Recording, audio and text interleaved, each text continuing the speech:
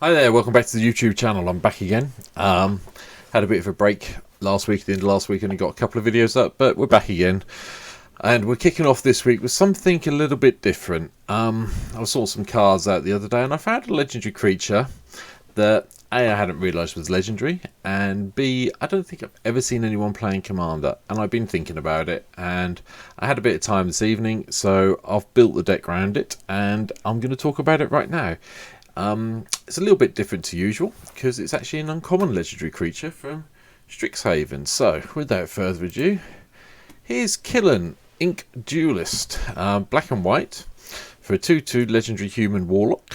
Comes with lifelink and menace, and it's gone. It spells you cast that target creature costs 2 less to cast. This got me thinking quite significantly.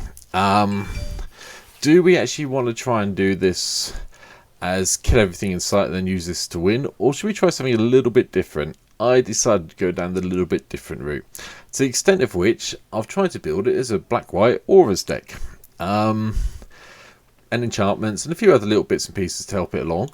It's something different, I suppose. It's not something I've seen. I mean, as you can see from the counts down here, I've got 37 lands, I've got 16 creatures, and I've got 46 other spells. Some of the other spells do create creatures, or flip into creatures, but we'll go through them.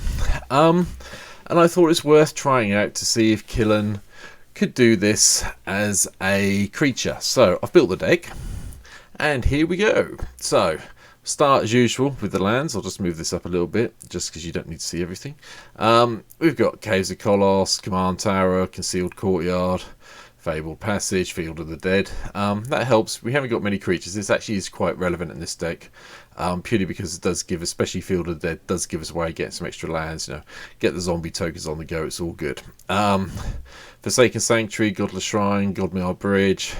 Hall of Heliod's Generosity's in here because we have got a lot of enchantments. They are going to get killed off, and we do want to get them back. So this is one way we've got of getting them back. There is another way, a more generic way, but this is one way of getting everything back. Then we've got the rest of the sort of like black-white jewels. So we've got Isolated Chapel, Marsh Flats to go and find things, Obscura Storefront to go and search a plains or a swamp out, Orizov Balasica that comes into play bounce land. The Guild Gate for Orizov, Path of Ancestries, it's 2 colour decks, we might as well have it in. A whole load of planes, Scarred Baron, Scrubland, Shrine Shadow Snarl, Shine Shadow Snarl, I should say. I'll get it right one day. That one. We should be able to reveal a plains or swamp when it comes into play tap. It comes into play tapped.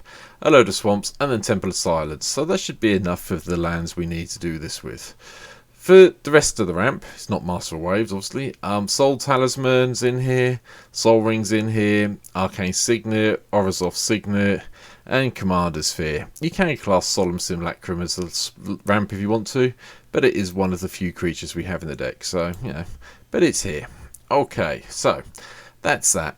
Ajani's Welcome is the wrong card, because I just realised it shouldn't be in here, so we'll take it out while we're here, and we'll put in what I meant to put in, which was Spirit Mantle. That's what I meant to be putting in. I have no idea why I put Ajani's Welcome in.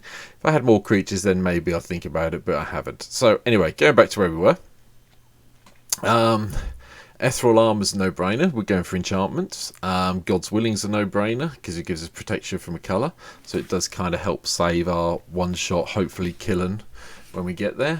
Path to Exile, Spirit Link to gain some more life. Notice this, it says whenever enchanted creature deals damage, you gain that much life. It doesn't say life link, so this says life link. This doesn't, so we'll get double the life we gain, which is quite cool.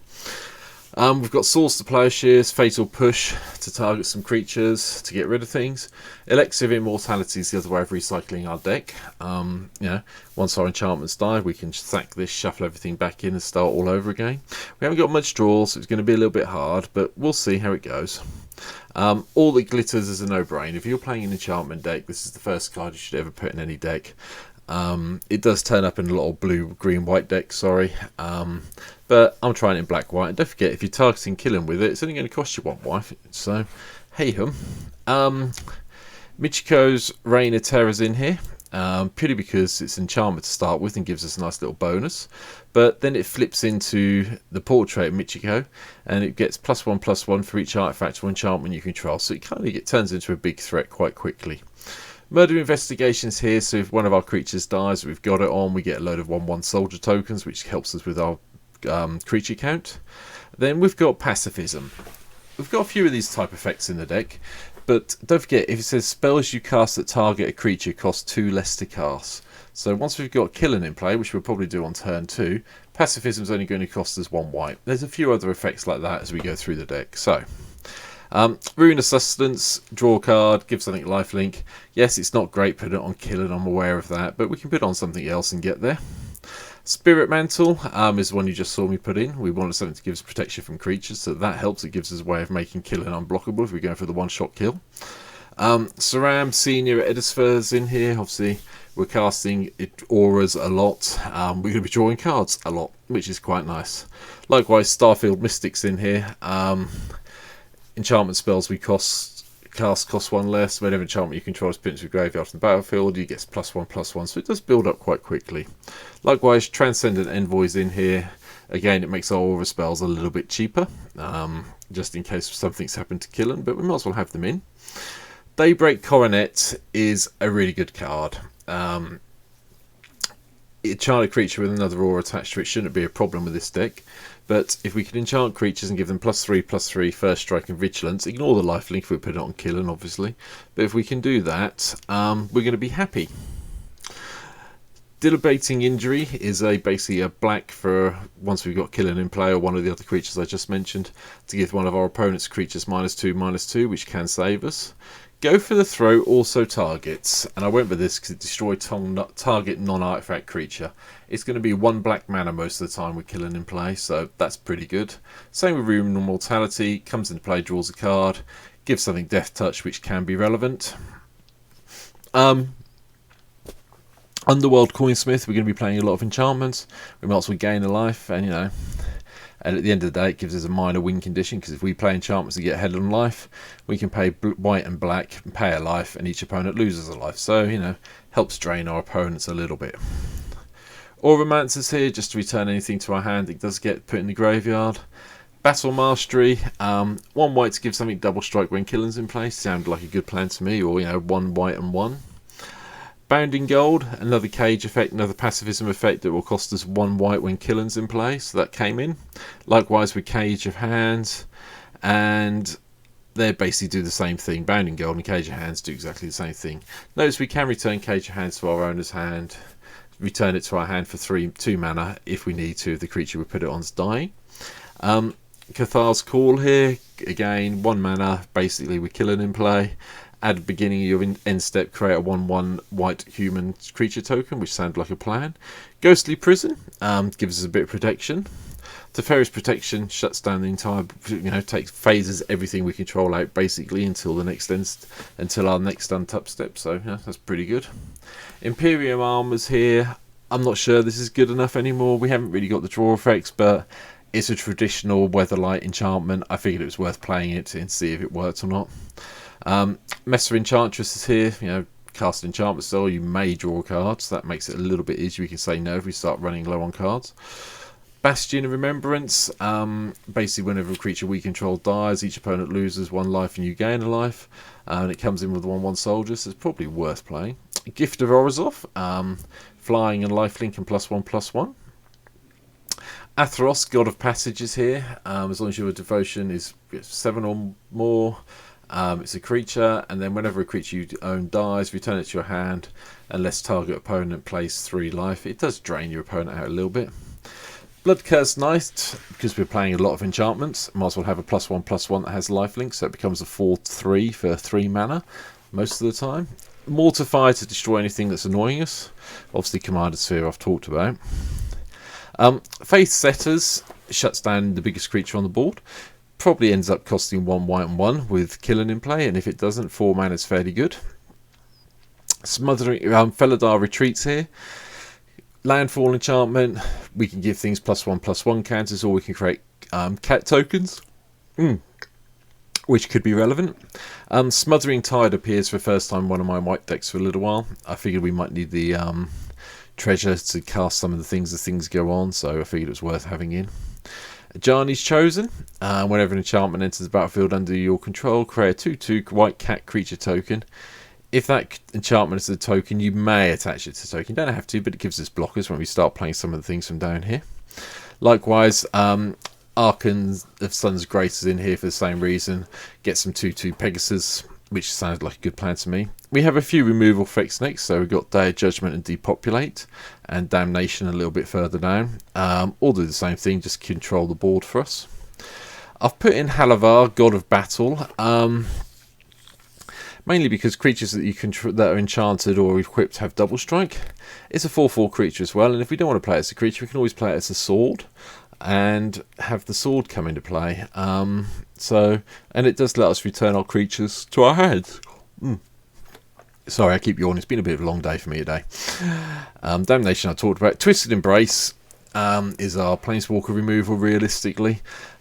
It's going to cost 2 black most of the time we're killing in play, and even if it doesn't, putting on a creature, giving that creature +1/+1, and killing off something sounds like a good plan to me. Silver Quill commands here, because we've got a fair few creatures that cost 2 or less, so we can return them to the battlefield, and at the end of the day, worst comes to worst, we can give something +3/+3 and flying, and make them sacrifice a creature as well, so yeah. Chucked a couple of Planeswalkers in. Sorin I put in, Sorin Lord of Innistrad I've put in just so I could have the emblem. If he dies that quickly, that's fine, but it gives us the emblem.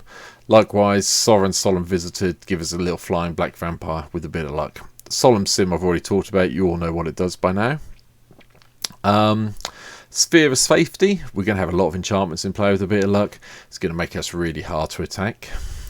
Doomscars, another part of the removal package, probably ended up being foretelled as soon as we see it, and then worrying about casting it when we need it later on.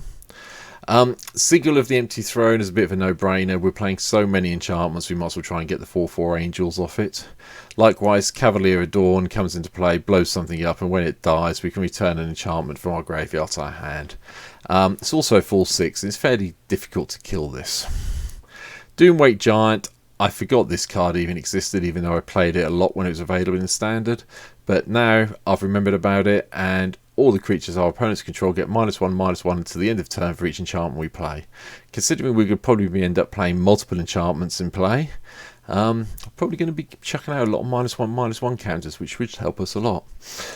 I've included Naomi, Pillar of Order, because we do have artifacts, we do have enchantments, and the chances are we might get a couple of extra samurais out of it, so it sounds like a good play to me. Likewise, the last 2 cards, the other version of Atheros, having the bounty counters kicking around sounds like a good idea to me, and getting them back into, put it back onto the battlefield, that sounds like a plan to me. You know, we can put it on Killian, that's always not a bad idea. And likewise, Ethereal Absolution, give our opponent's creatures -1/-1, give our creatures +1/+1, and then create some spirit tokens if we need to. So in a nutshell, that's the deck. It's a little bit different. I'll be trying it out at some stage. I was thinking it's a bit late in the evening now for me to play a game of Commander and put it on the end of this video, but I'll probably try and record something with this later on during the week and put it up as well as a bit of a gameplay video after this one's gone up. So let me know what you think. If you've done anything different with Killian, please let me know below in the comments. Hit that subscribe button here, come and follow me on Twitch. We're getting near my 100 goal, which I was really hoping to hit by the end of July. Doesn't look like it's going to happen now, so we'll try and hit 110 by the end of August. Let's go up again, keep on aiming high. But yeah, all the details are below in the description.